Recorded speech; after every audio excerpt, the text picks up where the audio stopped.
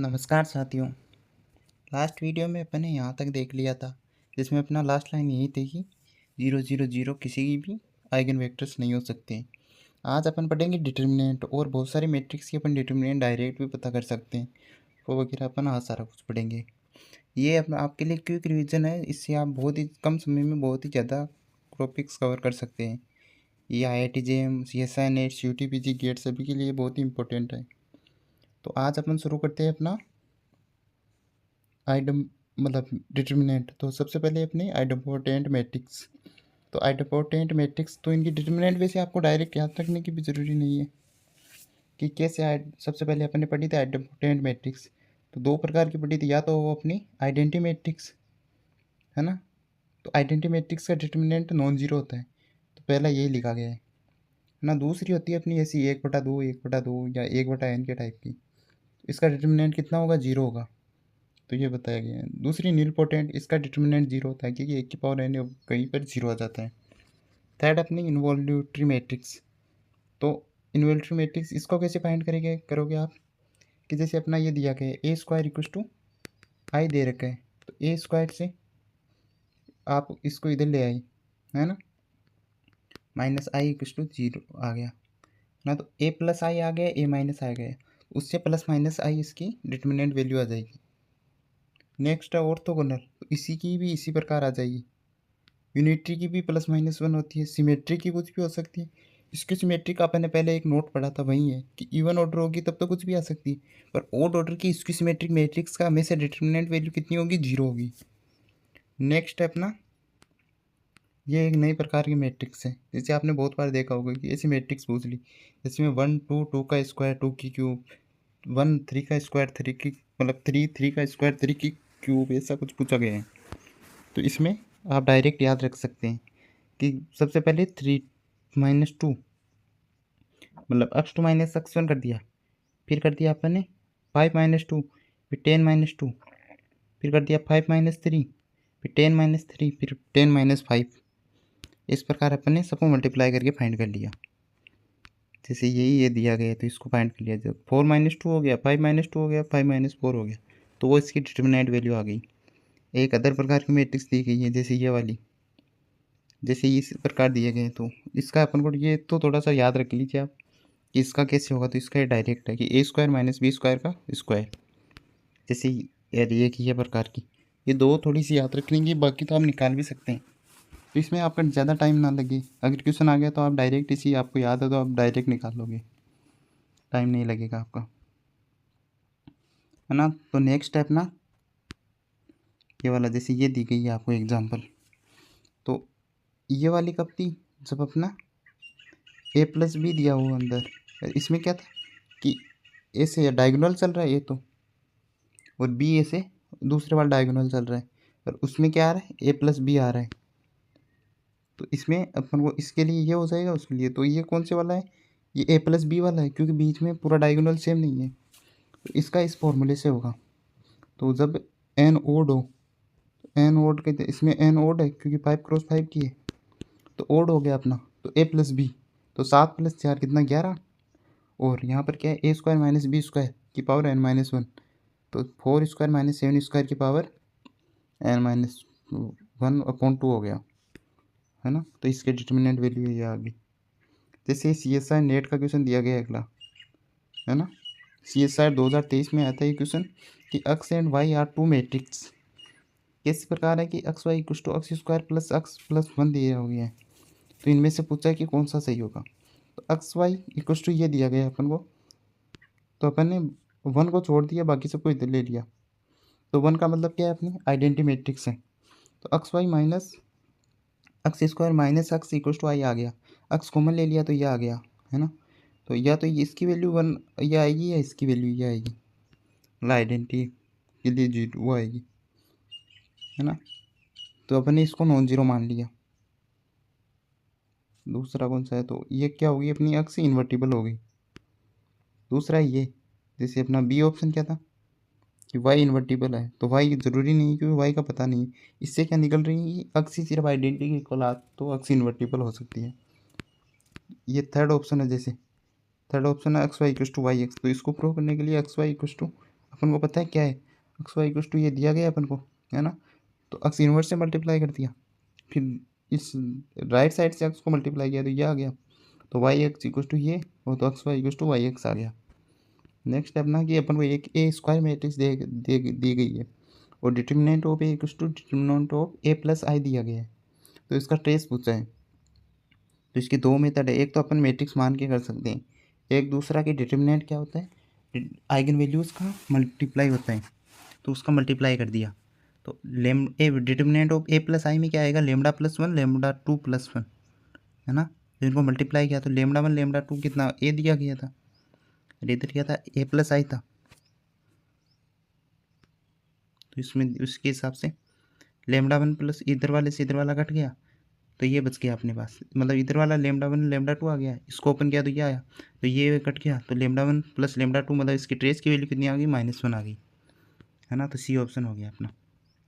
जैसे अगला क्वेश्चन दिया गया है ये कि इफ ए जे square matrix of order 3 satisfy कर रहा है कि 1⁵ इक्वल टू 8 गुणा ए स्क्वायर है, then which of the following possible values of determinant of A, तो निम्न में से कौन सी इसकी डिटर्मिनेंट ऑफ ए होगी। तो 1⁵ इक्वल टू 8 है दिया गया, तो लिख लिया अपन ने, 8 को इधर ले आए, ए स्क्वायर कॉमन ले लिया, फिर डिटर्मिनेंट लगा दिया, तो ये कंडीशन आ गई, ये तो नॉर्मल है, तो या तो ये जीरो होगी या दूसरे वाली जीरो होगी, क्योंकि अपने ऊपर दिया गया है कि अगर ये जीरो होगी तो अपना ये ऑप्शन सही हो गया। और दूसरे के लिए क्योंकि MSQ क्वेश्चन है ना, सेट में आया हुआ है, तो दूसरे वाले ऑप्शन के लिए ए क्यू माइनस 8i आ गया, है ना। तो A cube equal to plus 8i आ गया, उधर ले गए। तो अपने एक प्रॉपर्टी पढ़ी थी डिटर्मिनेंट में, है ना, कि दोनों तरफ डिटर्मिनेंट लगाई तो क्या आया कि अंदर वाले से किसी भी कांस्टेंट को बाहर निकाल दे तो उसकी पावर n हो जाती है। तो 8 क्यूब हो गया इसमें, अगर डिटर्मिनेंट क्यूब हटाया तो 8 आ गया। डिटर्मिनेंट ऑफ आई कितना होता है, 1 होता है। नेक्स्ट अपना दिया गया है कि ये मैट्रिक्स दी गई है और अपन को पूछा है A⁻20 क्या होगा, तो उसको अपन फाइंड करने के लिए इसको कर रहे हैं। तो अपने पास जैसे 4 मैट्रिक्स दी गई है ना, तो इसमें क्या आ रहा है कि इसकी अपन एक पढ़ी थी पहले कि अगर किसी भी मैट्रिक्स की रो का सम इक्वल आ रहा है तो वो एक उसकी आइगन वैल्यूज़ होगी। तो इसका रो का सम आ रहा है 1, इसका भी 1, तो 1 इसकी आइगन वैल्यूज़ है। तो अपन फर्स्ट ऑप्शन चेक करते हैं, तो इसमें रो का सम कितना आ रहा है, 1 नहीं आ रहा, इसमें आ रहा है, इसमें भी नहीं आ रहा, और इसमें भी नहीं आ रहा, है ना। तो अपना ये ऑप्शन हो गया, बी ऑप्शन सही हो गया, क्योंकि बी सिर्फ इसको सिमिलर है। अगला है ये, तो इसमें तो सिर्फ अपने डिटर्मिनेंट निकाली, आपको मैंने सिखाया था कि ये डिटर्मिनेंट की वैल्यू कैसे निकालते हैं। नेक्स्ट है अपना जैसे ये, तो ये भी अपने क्वेश्चन पहले किया था, वैसा ये कि ए गुणा ए ट्रांसपोज दिया गया है, पहले भी पढ़ा था कि अपने सेट एम्प्टी वगैरह वाला, तो ये अपन को दिया गया है ना। तो इसमें पूछा है कि ये क्या होगा, तो ए गुणा ए ट्रांसपोज अपन को पता है कि सिमेट्रिक मैट्रिक्स है होती है, तो ये सिमेट्रिक की दी गई है, तो वो वाला तो नहीं है। दूसरा अपन ने पढ़ा था कि इसका ए गुणा ए ट्रांसपोज का अगर अपन ट्रेस निकालें तो वो अगर जीरो आ रहा है तो इसका जीरो आ रहा है, तो सारे एलिमेंट्स जीरो होते हैं, पर यहाँ पर 1 और 1 दिया गया है ना, तो ये अपना गलत हो जाएगा। तो इसमें ए गुणा ए ट्रांसपोज ये मैट्रिक्स कभी नहीं आ सकती, तो ये जीरो होगी। नेक्स्ट है अपना ये वाला, ये भी सारे क्वेश्चन ये किसी ना किसी एग्ज़ाम में आए हुए हैं, वही इस मैंने लिखे हुए हैं, तो आपके लिए मैंने बहुत ही बढ़िया नोट्स बनाए हैं। आपको अच्छे लगे तो वीडियो को लाइक ज़रूर करें, आपके लिए बहुत ही मतलब मैं क्या कह दूँ, जैसे बहुत ही इंपॉर्टेंट है। आप कम समय में बहुत ही ज़्यादा रिवीजन कर सकते हैं, बढ़िया क्वेश्चन निकल जाएंगे। आप मतलब मेन लीनियर अलजेब्रा आपको 3 से 4 घंटे में पूरा पढ़ा दूंगा। तो नेक्स्ट है अपना साथ में क्वेश्चन प्रैक्टिस भी हो ही रही है, तो आप शेयर भी करिए वीडियो को। अपने पास एम दिया गया है ये, और सब टी वहाँ से रियल में डिफाइन है, तो अपन ने इसकी डिटर्मिनेंट वैल्यू निकाली तो अपने पास ये इक्वेशन बन गई, है ना। अगर इसको जीरो के इक्वल मान रहे हैं तब कॉम्प्लेक्स इसकी आइगन वैल्यूज आ रही है। तो ये अपन को क्या दिया गया है कि एम इक्वल टू जीरो पे टी रियल होगा, पर टी रियल नहीं कॉम्प्लेक्स आ रहा है, तो बी ऑप्शन गलत हो गया। ये पोलिनोमियल कितनी 2 डिग्री बन रही है अपने पास, है ना। ये तो ये ए ऑप्शन भी गलत हो गया, बी भी गलत हो गया। एग्जैक्टली 2 वैल्यूज ऑफ टी हो, तो 2 अपने पास कॉम्प्लेक्स आ रही है, तो 2 नहीं होगी, तो सिर्फ सी ऑप्शन सही है कि M equal to not zero पे ही रियल हो सकती है, जीरो पे तो नहीं होगी।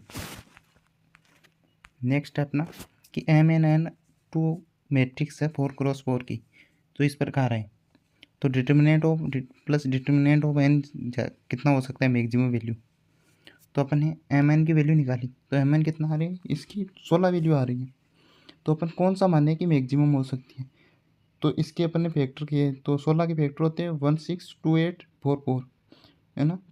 तो मैक्सिमम कौन सा आता है, तो ये कितना हुआ 8 हुआ, ये 10 हुआ, ये कितना 17 है। तो एम को अगर 1 माने और एन को 16 माने तभी हो सकते हैं, तो 17 आ गया। नेक्स्ट है अपना इन्वर्स 4x4 मैट्रिक्स का इन्वर्स कैसे निकाल रहे हैं, है ना। तो अगर ये ब्लॉक मैट्रिक्स है तो ब्लॉक में डिवाइड करके वैसे निकाल लिया, तो वो तो इसमें ब्लॉक वाला बताया गया, और फिर अलग अलग इन्वर्स निकाल के इसमें रख दिया। ये तो ऐसे क्वेश्चन है, ऐसा ही क्वेश्चन IIT JEM 2024 में भी आया था, तो वो भी मैं आपको करवाऊँगा। आपकी बहुत ही अच्छी तैयारी हो जाएगी, आप इन नोट्स को पढ़ के चले जाओगे तो अभी IIT JEM क्लियर तो हो जाएगा। आपकी टॉप 100 तो नहीं, मतलब 1000 रैंक तो आ जाएगी। बाकी आप जितने क्वेश्चन प्रैक्टिस करेंगे उतने और ज़्यादा नंबर आएंगे। मैं ये तो नहीं कहूँगा कि 100 आ जाए, क्योंकि सारे बच्चे मेहनत करते हैं, तो जितनी मेहनत करोगे उतनी आएंगे। पर ये ज़रूर है, अगर सारे नोट्स रिविज़न कर लिए तो 1000 से नीचे रैंक तो ज़रूर आ जाएगी। जैसे मैंने भी प्राप्त की थी, इन्हीं नोट्सों को पढ़ के गया था और मैंने 1000 से नीचे रैंक प्राप्त कर ली थी, सिर्फ नोट्सों की बदौलत थी। जितने क्वेश्चन करोगे उससे और ज़्यादा रैंक इंक्रीज होगी। जैसे 4x4 की मैट्रिक्स है, तो A32 वाली पूछिए अपन को इन्वर्स, इसका इन्वर्स क्या होगा। तो इन्वर्स में क्या होता है, ट्रांसपोज भी होता है पहले। तो 823 वाला फाइंड करेंगे अपन इधर से। 823 वाला कौन सा है, ये वाला एलिमेंट है 6 वाला, है ना। तो ये वाला अपन फाइंड करना है, तो उसके हिसाब से क्या है, अपने इसका एडजॉइंट निकालना है अपन को, और फिर इन्वर्स मतलब इसके डिटर्मिनेंट का डिवाइड कर देना है। तो इसका ये निकाल लिया है अपने एडजॉइंट, ये तो आपको निकालना आता ही होगा उसी प्रकार, है ना। और इसके डिटर्मिनेंट से डिवाइड कर दिया। तो ये जैसे ये वाला क्वेश्चन है, इसमें क्या पूछा है, what is the inverse of the element A42 पूछा है एम इन्वर्स पे, है ना। तो 2 4 अपन को एडजॉइंट में आएगा अपना, तो 2 और 4 वाला ये वाला एलिमेंट, है ना। तो इसके हिसाब से अपने ये वाली अपने इसका एडजॉइंट फाइंड कर लिया, है ना। तो इसका एडजॉइंट कितना आ रहा है, इसका एडजॉइंट 0 आया है, तो ऐसे निकाला अपने, ये वाला ले लिया, इसके एडजॉइंट की वैल्यू कितनी आई, 0 आ गई। आप सॉल्व भी कर लेना, 0 आएगी तो 0 आ जाएगा। अगर मैं कराऊंगा तो थोड़ा वीडियो लंबा हो जाएगा, तो आपका देखने का भी मन कम करेगा। उसी प्रकार है कि आप थोड़ा खुद कर लेना। नेक्स्ट अपना प्रॉपर्टीज़ ऑफ इन्वर्टिबल मैट्रिक्स। अगर ए और बी अगर इन्वर्टिबल मैट्रिक्स हैं, तो ए बी भी आल्सो इन्वर्टिबल मैट्रिक्स होगी। अगर A B and K1A plus K2B are invertible matrix, then K1B inverse plus K2A inverse is also invertible matrix। ये अपना एग्जाम्पल दिया गया है कि 2A plus 3B इन्वर्टिबल है, तो 2B इन्वर्स और 3A इन्वर्स इन्वर्टिबल होगी। मतलब ये जो बाद में दिया गया है ए बी, तो ये चेंज हो गया, बी वाला इधर आ गया K1 के, तो 3B तो इधर आ जाएगा इन्वर्स में, ए अपना इधर चला जाएगा। तो यही है। होप आपको वीडियो अच्छा लगा होगा। अगर वीडियो अच्छा लगे तो लाइक शेयर सब्सक्राइब ज़रूर करें। धन्यवाद। अपन आगे बढ़ते हैं, इसी नेक्स्ट वीडियो में मिलते हैं। धन्यवाद।